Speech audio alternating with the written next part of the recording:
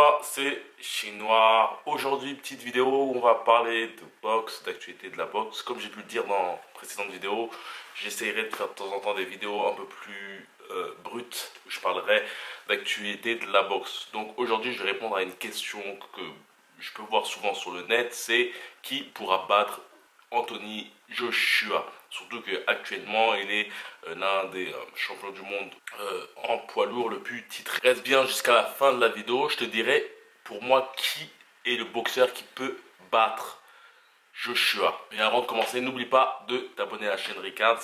N'oublie pas aussi d'aller dans la newsletter. Il y a des liens qui te permettront de avoir du contenu exclusif sur la boxe, c'est-à-dire du contenu pour t'apprendre comment boxer.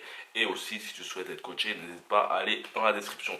Donc aujourd'hui, je vais parler de Anthony Joshua qui récemment a battu Alexander Povetkin. Lors de ce combat, j'ai vu qu'il avait une grosse progression au niveau de sa boxe. Anthony Joshua affiche actuellement 22 victoires consécutives, dont 21 par KO. On va dire vraiment que Anthony Joshua affile des combats assez intéressants. C'est-à-dire que comparativement à des boxeurs comme Deontay Wilder qui ont fait des successions de combats face à des faire-valoir, Anthony Joshua franchement affiche des combats assez sympathiques. Il a pu se confronter plutôt à un ex-opposant qui s'appelle Dillian Whyte, un boxeur qui l'avait battu en amateur, qui est devenu pro avec un même ratio de combat. Donc Joshua a affronté un adversaire ayant un ratio de combat à peu près similaire à lui, en sachant qu'il l'avait battu en amateur. C'était tout de même un combat assez significatif pour sa carrière. Joshua donc a effectué ce combat qui était vraiment intéressant au niveau de l'histoire. Déjà le fait de se reconfronter contre un adversaire qui l'a battu en amateur, une sorte de revanche, une sorte de vengeance. Un combat qui a terminé avant la limite, avec un début assez intéressant. Toutefois, la puissance de frappe de Joshua a marqué le coup. Ce que je trouve intéressant dans la carrière de Joshua, c'est que ce dernier a vraiment mis ses couilles sur la table en se confrontant à des boxeurs très intéressants, des boxeurs ayant des combats avec des ratios, des bons ratios de combat. Et je peux toujours faire la comparaison avec Deontay Wilder, et même je pourrais faire la comparaison avec Tyson Fury. Je pense qu'on peut regarder le palmarès de Tyson Fury, qui pour moi est en tout cas actuellement est l'un des meilleurs boxeurs poids lourds, même si je déteste son style ou autre, et j'en parlerai un peu plus loin dans la vidéo. Et on peut vraiment le dire, comparativement à une grande quantité de boxeurs, vraiment Joshua effectue vraiment des combats assez risqués, même si parfois les décisions peuvent être controversées. En général, il y a une domination vraiment totale de ce garçon. Quand je dis controversé, c'est un peu le combat qu'il a pu avoir contre Joshua et Carlos Takam. Pourquoi je parle d'une controverse avec le combat de Carlos Takam? C'est que je pense vraiment que Carlos Takam aurait pu continuer le combat à la 12e reprise, jusqu'à la 12e reprise. Donc en parlant du combat entre Povetkin et Joshua, j'ai trouvé le combat très intéressant, et vraiment j'ai en tout cas kiffé l'attitude du Russe lors des 5 premiers rounds. Une très très bonne boxe. En tout cas, j'ai trouvé très intéressant les recherches de trous de sa part. Deux choses très intéressantes: si tu es un boxeur, tu es dans une catégorie, les boxeurs sont plus grands que toi. Je te conseille vraiment de regarder ce qu'a fait Sacha, le Russe. C'est vraiment de passer au-dessus de la garde de ton adversaire via des crosses.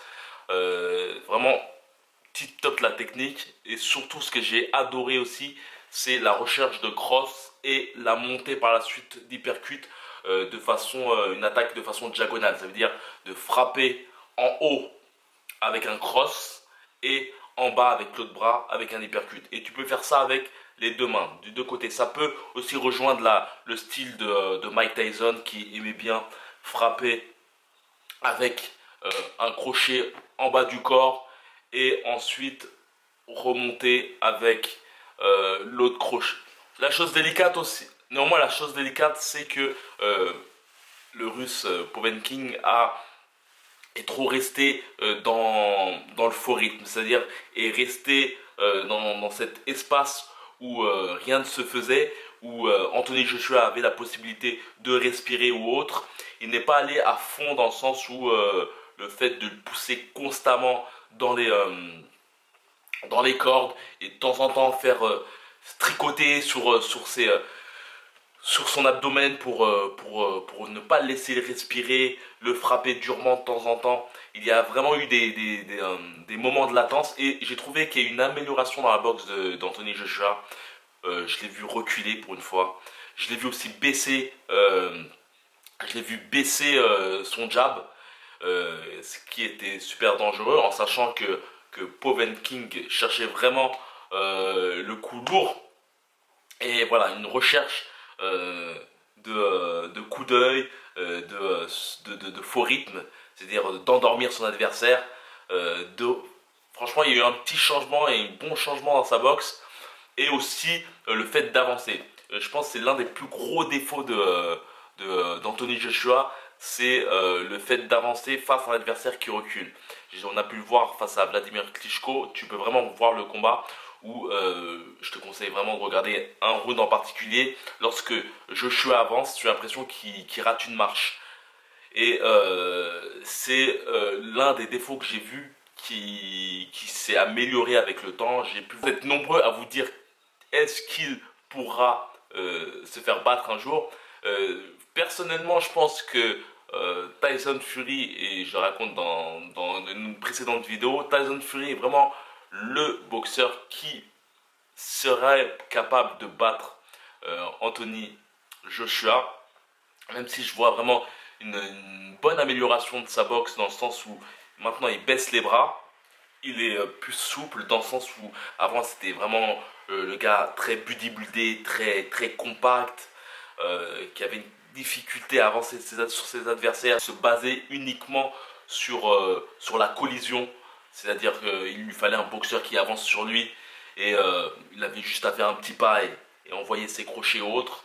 Je pense que Tyson Fury, lui, vraiment sera capable de dominer. Cependant, peut-être que j'ai le fantasme du Tyson Fury qui a battu Vladimir Klitschko. Et je pense vraiment que Tyson Fury peut faire quelque chose encore.